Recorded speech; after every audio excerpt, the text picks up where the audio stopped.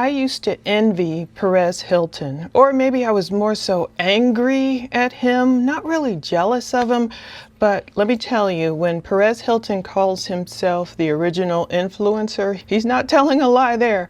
Now, I followed this man since around September 2004, when he was only 26 years old, when he was a blogger, back when people would say, what's a blog? You know, web log? What the heck are you guys talking about? Back then, Perez first created this website called Page 666. Yeah, he's always known how to get attention. He's always kind of wrestled with darkness and light, it seems, for a long time. But never, ever, ever did I think I would have to avoid TikTok the other night. I was like, I'm not even getting on TikTok. You know, I was scrolling through Facebook like, oh, this, and I would catch glimpses of Perez like I have never seen him before, let me tell you, and they all together.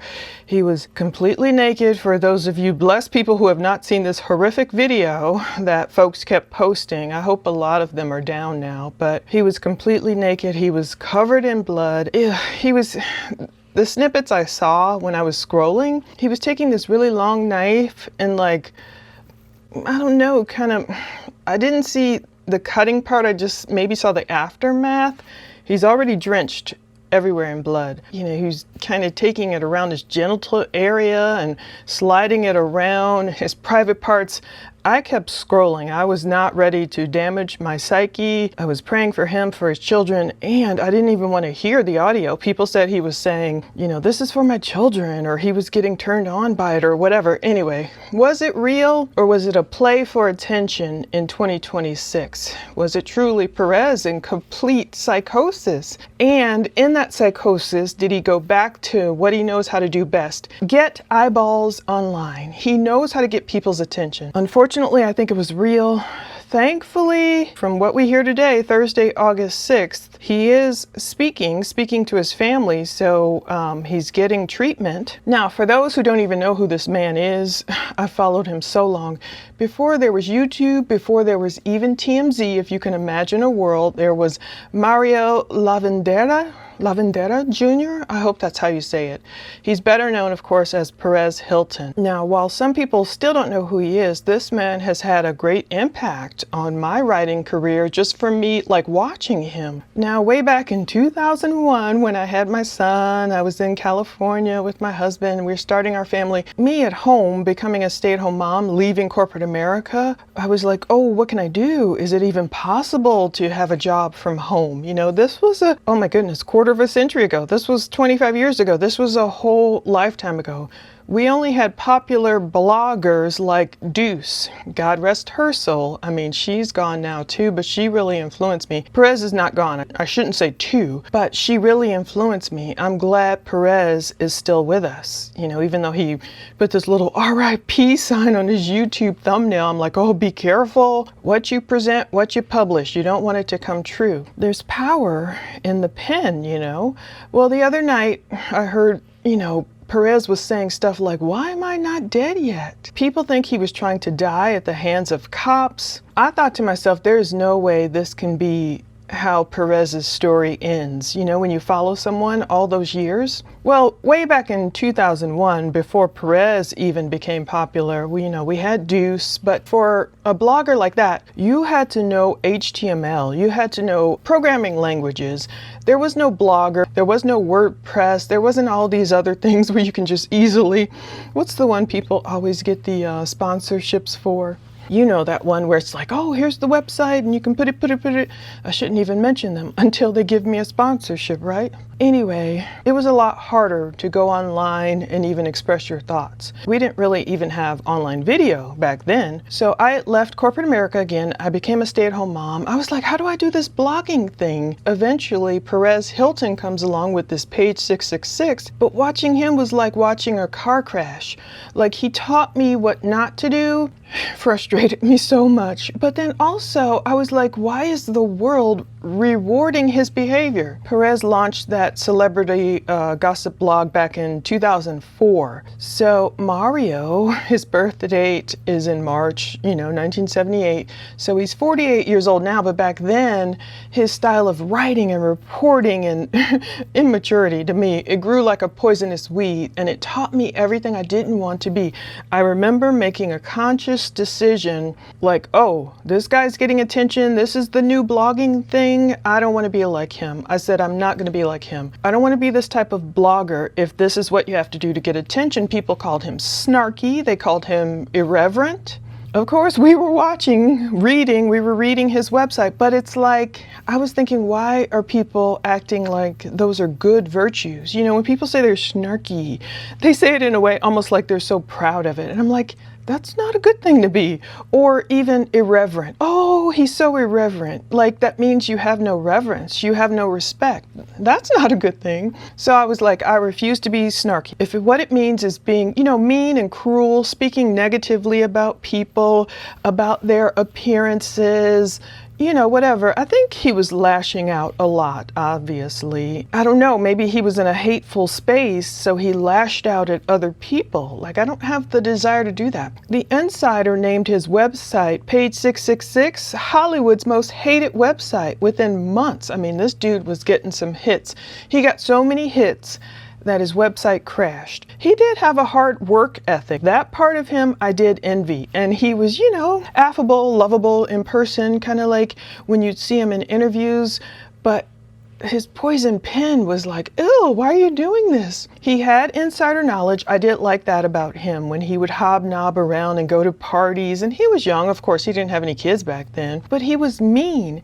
And that's why some people to this day, if you look in the comment section of, what's happened to Perez just the other night, some people are viciously calling it, oh, that's his karma. And I'm not going to go there, of course. I'm praying for him. I can't help but pray for him, his mom, his 3 children. I was like, what if they're watching these videos? I wanted people to delete them. Can you imagine like seeing your son or your dad all covered in blood, cutting himself, and on live on TikTok and people spreading the video around? Again, let's go back 22 years ago and talk about how he grew to fame and where he is now, and my envy of his rise to fame, but not envying him now, of course. December 2004, Perez was trying to meet Perez Hilton. So he took a trip to Miami. He was club hopping with friends. Perez Hilton was the it girl then. At nearly every bar, people were telling him, oh, Perez Hilton is about to show up. Perez Hilton is about to show up. And he was finally telling his friends. Perez was like, please, Perez Hilton isn't showing up, but maybe Perez is. So maybe it was kind of a joke, but then he ended up adopting it eventually when he needed to have a new website name. So finally in 2005, Perez meets his idol, Perez Hilton. He's outing people. He rebrands his website. Kind of shows you Perez Hilton to him was like the Holy Grail. It shows you kind of what he idolized. So much so he wanted to meet Perez Hilton. He's adopting his moniker, his name after her. 2005, Perez finally meets Perez Hilton. Like they say, don't meet your heroes, right? He met her at some Fashion Week party in New York. They become kind of like frenemies, on and off friends. But Perez's popularity is growing through the roof. But he doesn't have journalistic standards or kind of knowing the safe space. And maybe that's why people liked him. Maybe that's why we all would hop over to his website and start reading it. He was outing Clay Aiken, the American Idol contestant. He outed him as gay, and then Perez ended up getting death threats. He also outed Lance Bass, Neil Patrick Harris, and both of them eventually came out. But, Perez was like, hurt feelings be damned, anything for views. While some of these things have changed, some things, oh, that's not right, this isn't right to do to people. Others, they've adopted his techniques, anything for views. But back then, Perez did work his butt off. I will give him that. At this coffee bean and tea leaf shop on Sunset Boulevard, it's near his West Hollywood apartment where he used to live. I guess he hasn't lived in Miami, he said, since he was 18 years old. So I guess at 18, he must have relocated. At some point, he ended up in West Hollywood. He was hobnobbing, and I'm sure he wanted a career. At this coffee shop, there was free Wi-Fi. Celebrities would stop by and say hello. They probably wanted to stay on his good side and not end up in one of these photos. Sometimes it's hard to find. Maybe I can find more of them. I just have them in my mind's eye, of course.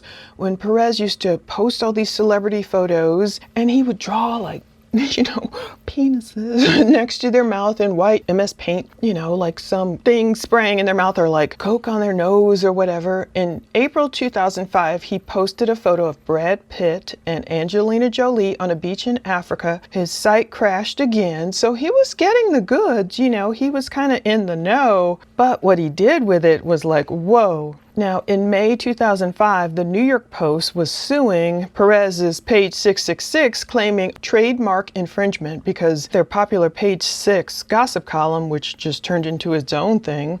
So that's when PerezHilton.com was officially born. And of course, the name was a play on Perez Hilton, whom he idolized. So some celebrities he idolized, he would draw little hearts on their photos. Others, if he hated them, and it was a lot of women he would come after, then he would, give them hateful nicknames related to drugs or whatever. It was just bad.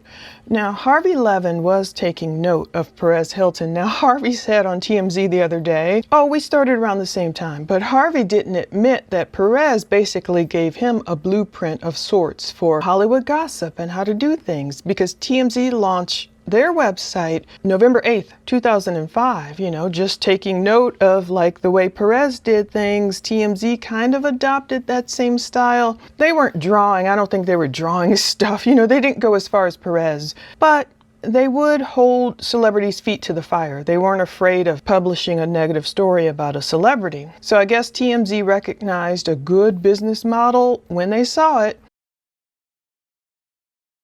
Now, 2006, 20 years ago, this is when Perez is, drawing the doodling ding-dongs near people's mouths. He's publishing these photos. He's getting sued. By November, he's getting sued for $7.5 million. I get it. Photo agencies were suing Perez for using certain photos without permission. The lawsuits were settled, though, but they said their photos played a big part in Perez's success and his profitability. This whole paparazzi thing and this whole website, the web, and everything, it was just so new. It was the Wild Wild West. But PerezHilton.com was charging like $9,000, somewhere between $9,000 and $16,000 a week just for ad space on his website. So, they said it costs plenty to appear next to Britney's crotch. These girls were getting out the car and they were getting all these photos up skirt stuff, and some people you think were doing it on purpose, others weren't. But anyway, indeed, Perez grew famous for just drawing MS Paint type doodles on their faces or coke streaming from their noses. And so his annual income, I know by 2007, I was writing about him,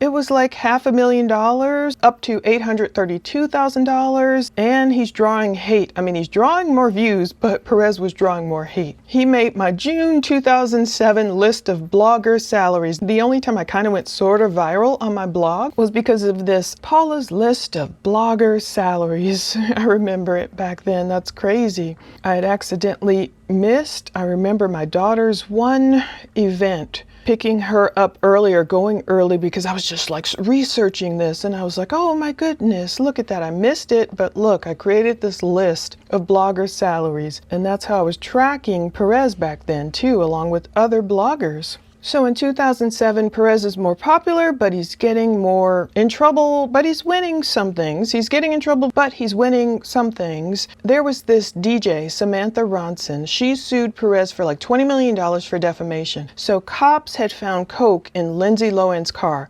and Perez claimed the coke wasn't Lindsay's, but it belonged to her girlfriend, the DJ. So that's why the DJ sued Perez. He refused to retract it. Maybe, I don't know if he claimed it was true and he was standing up by his guns, but then the DJ was ordered to pay Perez nearly $85,000 in legal fees. So I don't know, some of his lawsuits, I don't know how they settled. But the archives of his Perez Hilton website go all the way back to June of 2007. And that very next month, I had to go back on my blog and see, what was I writing about him? It's been so long ago. Nearly 20 years ago, my anger, jealousy, envy, whatever you want to call it, it's growing. July 17th, 2007, my frustration with hateful bloggers making so much money. Just keep blogging, just keep blogging. So I always give myself that pep talk I wrote in the voice of Dory from Finding Nemo. When I start comparing my small earnings back then to those of somebody like, Perez Hilton. I wrote, he's getting a lot of pub lately on The View with Posh Spice this week. His writings are hateful, but he's just so lovable in interviews. Go figure. So I did find that a dichotomy. You'd read what he wrote like, oh, he's so hateful to people.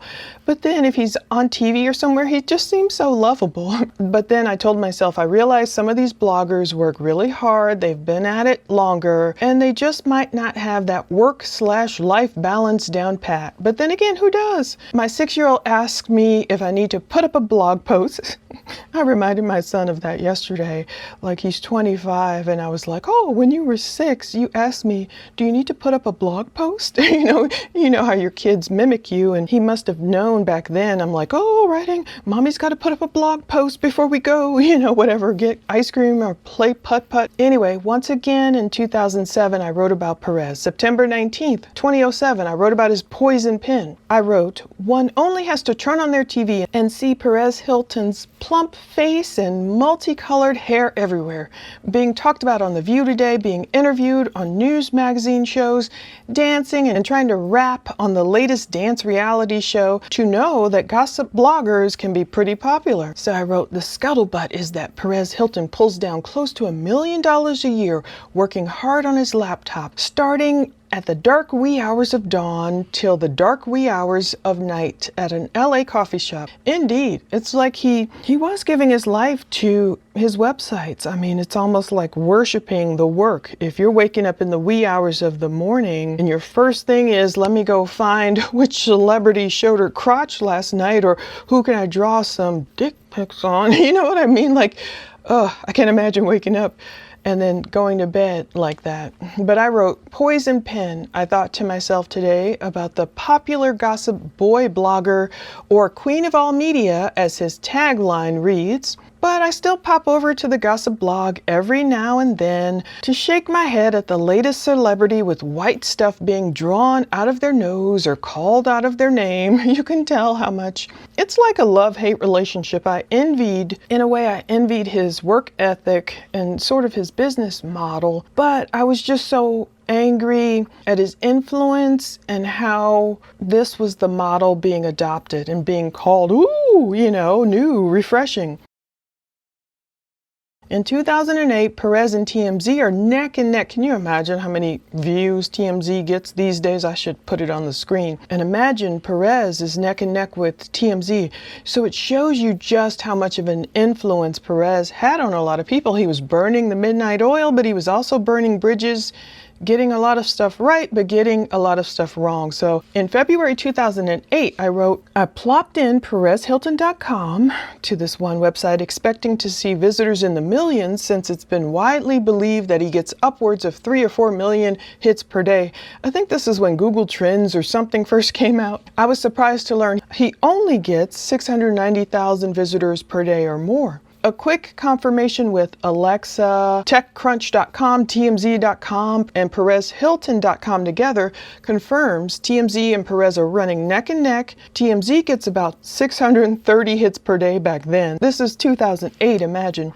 This lines up with StatBrain.com's stats saying Perez gets far less than the millions of hits he proclaimed. So I'm sure it was going around where he's like, oh yeah, I get millions of hits per day. And back then, like, who was really checking, I was thinking. But I was like, oh, those, nearly 700,000 visitors could be people clicking around a lot. And, they were nothing to sneeze at. I mean, I wasn't getting anywhere near my biggest. I think it was like 50-something thousand hits a day, I remember, on my blog one day maybe. But I said, me thinks this is a bit of brilliant marketing. Tell everyone you're getting millions of hits per day. Eventually, the rumor will spread like wildfire, causing advertisers to throw money at you left and right. Again, back then, they weren't asking for like pitch decks and, all your stats, your demographics when this first started. A lot of people didn't know the techie side of it. And I wrote, after all, who else but us techies are really going to check, the analytics? Now, in April 2008, Perez's goal was just to become famous. He worked up to 18 hours a day. Can you imagine? Oh my goodness. Like 6 hours off. Did he just sleep 6 hours and then wake up and work 18 hours? He said, I want to be the gay Latino Oprah. LA Magazine wrote, he hates to leave the house. He prefers to stay in his gated community condo, which has all the charm and personality of a just clean motel room, so he can torture the rich and famous from the safety of his computer.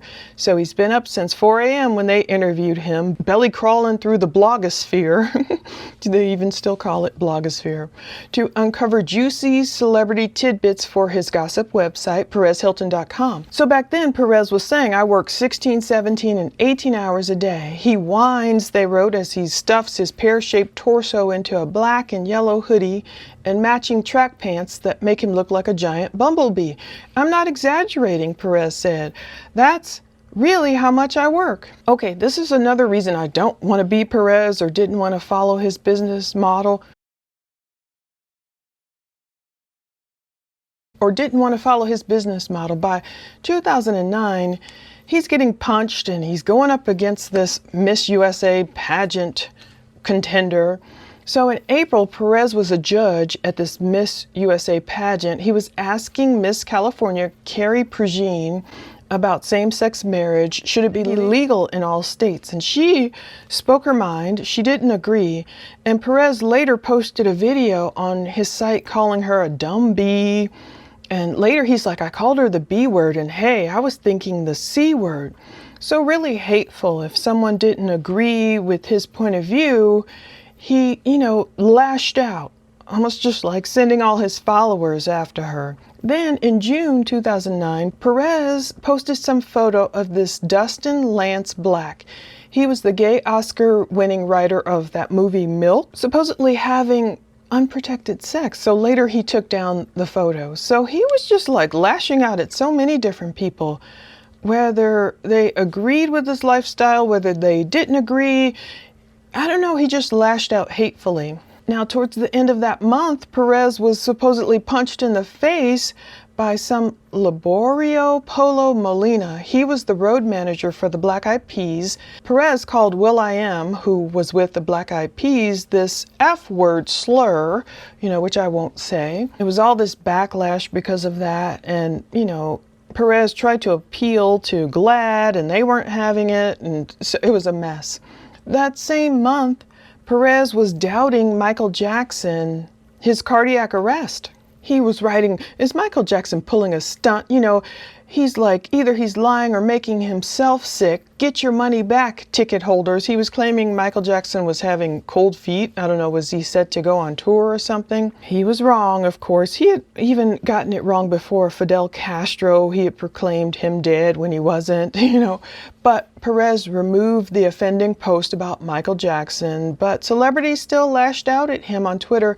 They created this Unfollow Perez campaign. All these Michael Jackson fans were enraged. They caused him to lose 800,000 of his 1.8 million followers on Twitter because Michael Jackson died on June 25th, 2009 at the age of 50. He was really dead. He didn't have cold feet. He wasn't like, pulling a stunt. That's why, isn't it weird, isn't it comeuppance for Perez that some people are calling his mental breakdown? I mean, they're calling it, was this Perez's stunt? I don't think it was a stunt. I think he just I don't know. I'm just praying for him. That's all I can say. Now, by 2020, Perez had become a dad. He was saying sorry for how he used to be, so I'm glad he changed. There was this kinder, more family-friendly type Perez public persona that came along. He started embracing fatherhood. He has now 3 children via surrogacy.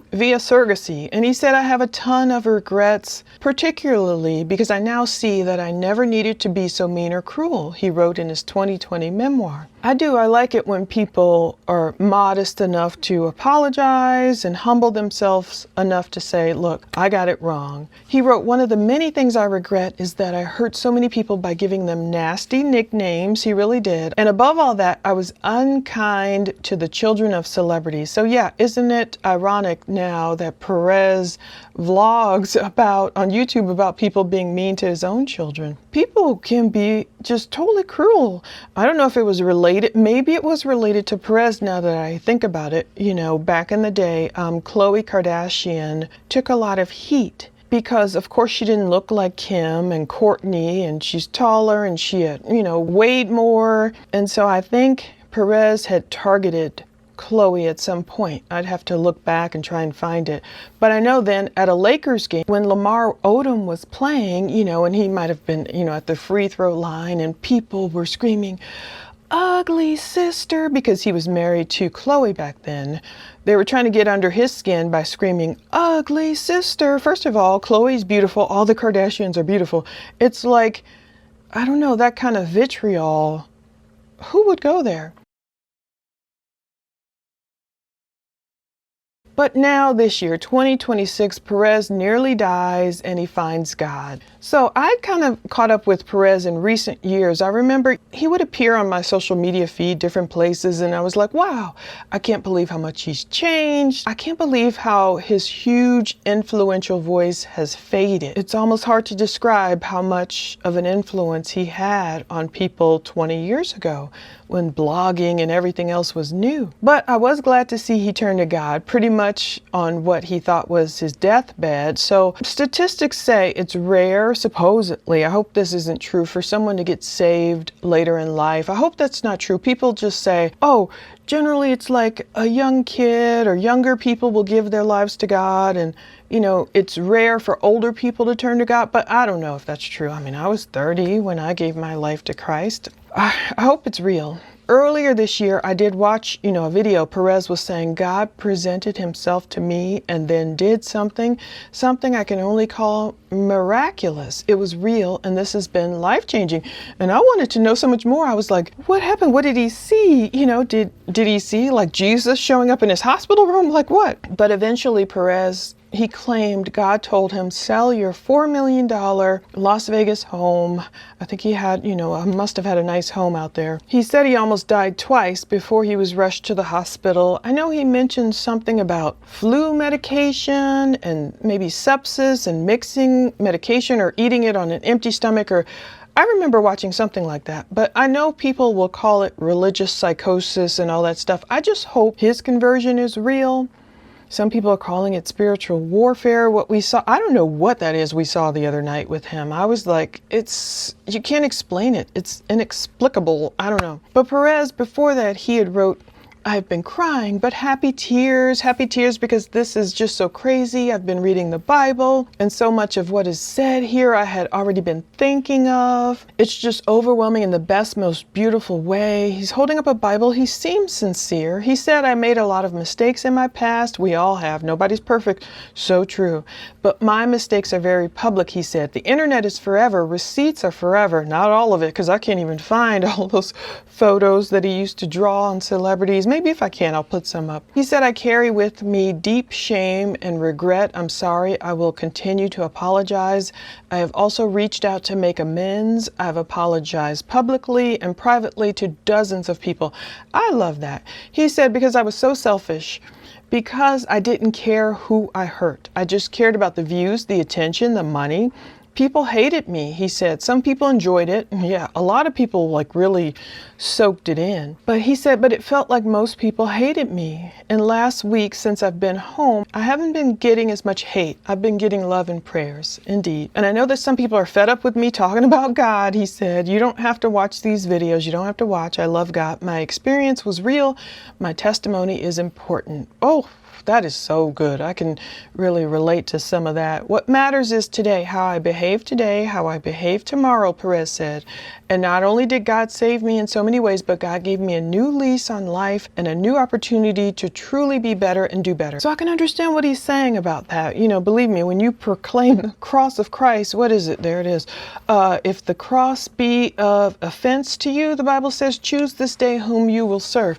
I get it. People, they have their own view. If you're not saved or you haven't given your life over to Christ, it's kind of like, what are you talking about? You know, are you being holier than thou? Are you being a Jesus freak? I totally want a shirt that says Jesus freak. You know, what are you yammering about? You know, or you religious right, or you, what do they call it? Far right, conservative. I don't know. They think somehow being a believer aligns you with the far right, or people say the craziest things, or I know. People always latch onto this evangelical. Are they evangelical? That always tripped me out too, because to evangelize, it just means to spread the gospel. But people have latched onto it as some kind of a euphemism for, I don't know what. Believe me, I know being a believer and not really hiding it can make you, yeah, you won't necessarily get all the sponsorship offers, because some people, oh my goodness, I love like Kelly Stamps. Like, she's a big YouTuber. She's a believer. She kind of transitioned and, you know, she was speaking about her faith a little bit, but not even as much as I do necessarily, but even just to mention the word God in a sponsorship is like, oh no, you know, some people, I think they were like, can you take that out? And it's like, heck no. All attention isn't good attention. All money is not good money. If anyone comes over here and they're offended by the cross of Christ, I pray for them. If they need to leave, that's fine. The same way perhaps I would leave if I popped onto someone's channel and they have a freaking pentagram behind them, and, you know, I'd probably leave. You know, I get it. I don't care. It protects me. It protects me from so much crap, let me tell you. Like, I know people are just like, whoa, you know, that Bible verse, girl, that's too much. Or what does the Bible have to do with true crime? And I'm like, have you ever opened a Bible? It's true crime all through there. But anyway, the point is, I understand what Perez was saying. Maybe he didn't anticipate. I'm glad he obeyed God if it's really true and that's who he's hearing from. And if he sold his house and he moved to Miami and he thought life was going to be, you know, the king of Vegas, you know, like he was before. But he didn't turn out to be the king of Miami. He has all these medical bills. He has 3 children. He has a mom. That's a lot to take care of, a lot of mouths to feed. He was under stress. His merch store, he's selling all this Jesus merch. I don't know if it all came to a head. And the sepsis, I understand as I'm reading, sepsis can have an issue with people's minds. After a lot of people don't survive, I think, sepsis. So anyway, my point is I'm praying for him to have the mind of Christ. I'm praying for his children. And I know a lot of people will claim it's religious psychosis. He kept talking about Jesus, and, you know, especially a lot of people in the entertainment industry, they don't want to hear it. So August 4th, the other night, 2026, he has this shocking live stream. Again, he's 48. He appeared to be harming himself. I think he said he was doing it for his children. That makes you almost think that it was fake. Like, why would he say he's doing that for his children? Did he think they would get insurance money if he died? I don't know what that was about. But it was late night. Cops were called. I understand now what part of the audio of dispatch is related to him. Rescue 47, possible suicide, cut. Or 30 Southwest 77 Court. Rescue 47 receiving route. Rescue 47 receiving route.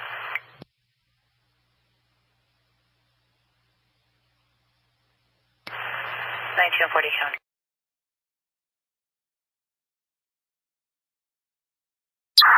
Engine 3. Engine 3, go ahead. Engine 3, I understand rescue has to go with us. Have them roll routine. Rescue 13, routine per engine 3, rescue 13.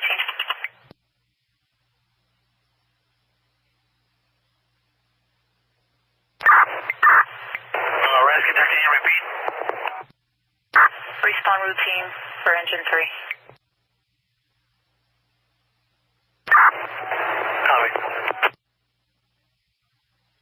Confirmation.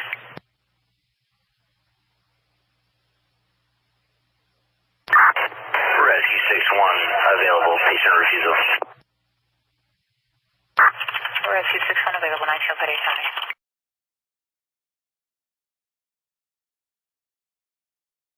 Rescue 35 out to Jackson West. Rescue 35 to Jackson West, 1960 County.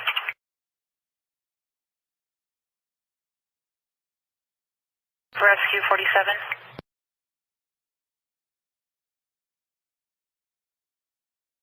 Bay County to Rescue 47. Rescue 47, go ahead. Rescue 47, subject is inside, possibly armed with a box cutter. PD has to call Rescue 47. Rescue 47, copy, thank you.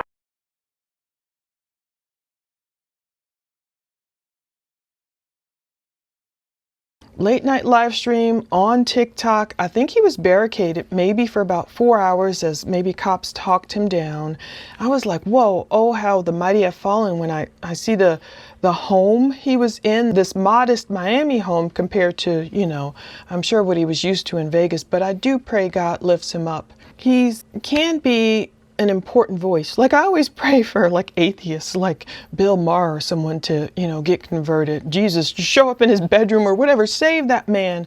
So, you know, before it's too late. It's like real. It's really real to me. It's real despite what people have turned Christianity into, something convoluted.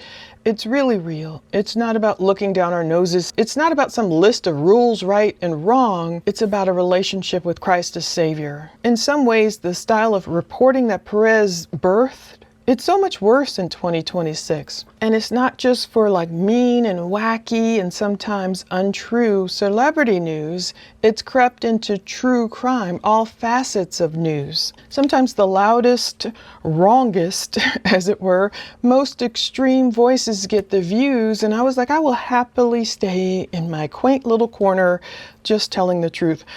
I get it. It does get to me sometimes. Like I will tell you, like for example, the Nolan Wells case. You guys saw how hard I fought and money I paid and appealing rejections and racing across town and overnighting, you know, a snail mail check just to get real true evidence.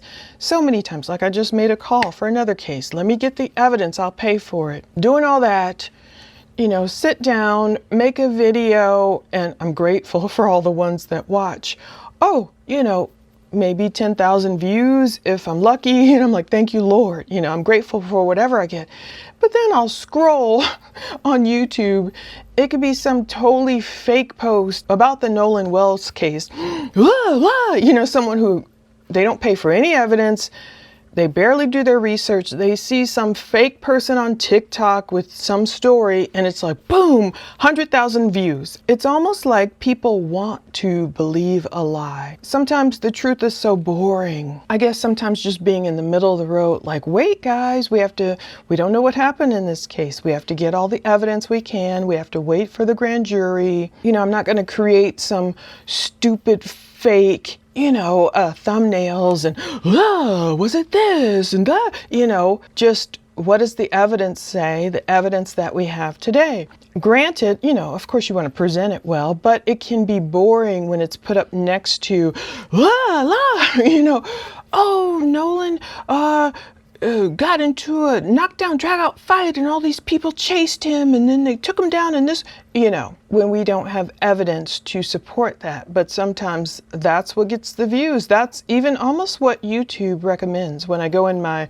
it's so funny, trend or the inspiration behind the scenes on YouTube and you have all this AI. It's something that Popcorn Planet, that guy, did too. And he was like, what? It was like he started asking YouTube all these questions and he was almost being encouraged to lie. It was weird. I should find that video to show you.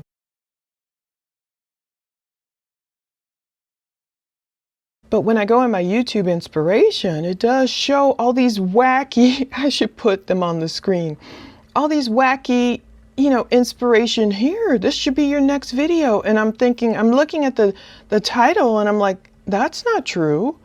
So why would you encourage me to create a video? So my whole point is I'm not doing that. Of course, I could create some fake, crazy, hateful videos or, stuff that Perez even used to do because he knew, oh, this will bring the views.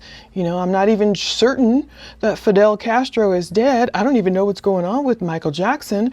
But let me say it's Fidel Castro, he's dead. Let me say Michael Jackson, is just faking. Never mind how much it might hurt his family. I mean, even celebrities are still real people. People who've been through true crime events are real people. I don't know, we have to think beyond ourselves. Thankfully, Perez Hilton turned the corner. He turned his life around, and I'm so grateful he didn't go out the other night. I pray he comes back in Jesus with the strength to still raise his children, be with his mom, and literally talk about what God has done in his life, what has changed. But I don't like the style of reporting that's been introduced. Just mean, just outlandish stuff where a crime case, for example, Kylie Rodney, she probably indeed, like they found, accidentally drove into Prosser Creek in California, accidental drowning.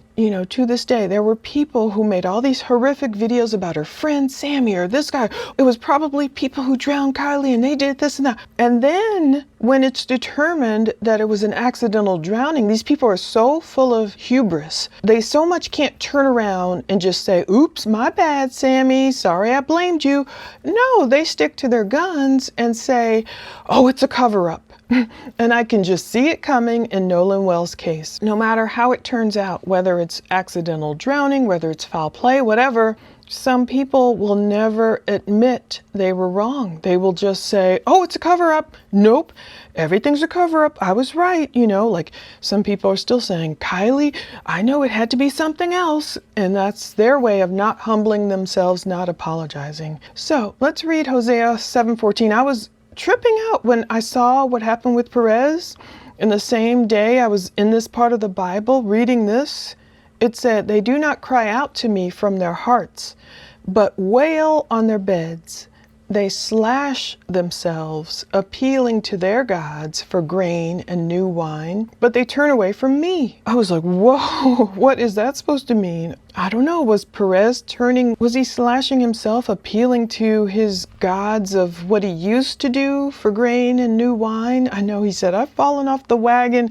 I've watched some of his stuff. I was like, boy, he's got a road. He's got a journey, because he was reading the Bible trying to understand things, and it sounds like he was trying to turn to God. So people are calling it spiritual warfare for him to have such a large voice, for him to turn to God and speaking about the Bible. Boy, it's quite a change, but I hope he makes it out of this and comes out a true believer and is able to take care of his mental health. And I want to support him. I've been watching more of his videos, or just looking at stuff, because I'm like, okay, so he can pay off his medical bills and take care of his children, and his mom will have the support she needs if she has custody, I'm assuming, of his 3 children, because they didn't ask for this. They didn't ask to be born. So I hope all that makes sense. But yeah, that was my feelings towards Perez Hilton. I'm grateful that he humbled himself and apologized, turned over a new leaf, because some people never do that. Some people never humble themselves enough to apologize and just admit,